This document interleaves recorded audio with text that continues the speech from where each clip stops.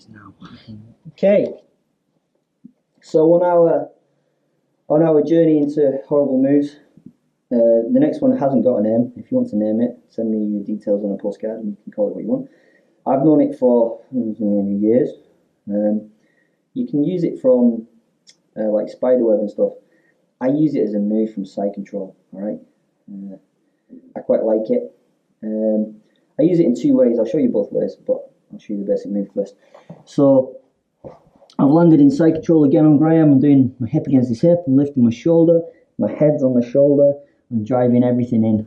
Okay, Graham is going to start to go that way. All right, so he starts to step away. He's doing everything wrong. Okay, at this point I would normally slot my foot up behind his back and go to take this side armbar. I'm not going to do it at this point. All I'm going to do is I'm going to push his head down and I'm going to step over his head. Okay, and I bring my foot down. I'm hooked on the back of his tricep and I've caught his arm in here. Now I could sit back and take the armbar, but no, that'd be too easy. So what I'm going to do is I'm going to reach underneath his head and I'm going to grab my own ankle, and he's already tapping. Okay, it's really, really brutal. I'm going to let him get his arm out, which I wouldn't normally do.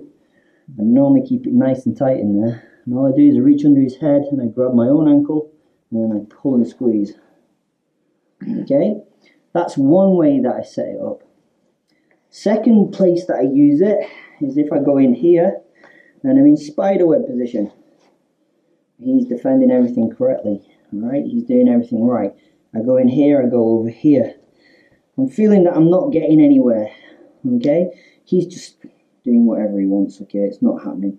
So what I'm going to do is I'm going to pull and I'm going to switch the arm out so it goes onto this thigh.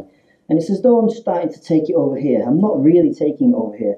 What I'm now going to do is I'm going to take my head back towards his knees and I lift my foot and I grab my own shin. Okay, and from here I just pull and squeeze. A little bit of rotation and I get the tap. Okay, it's a really old school judo move and it works really, really nicely.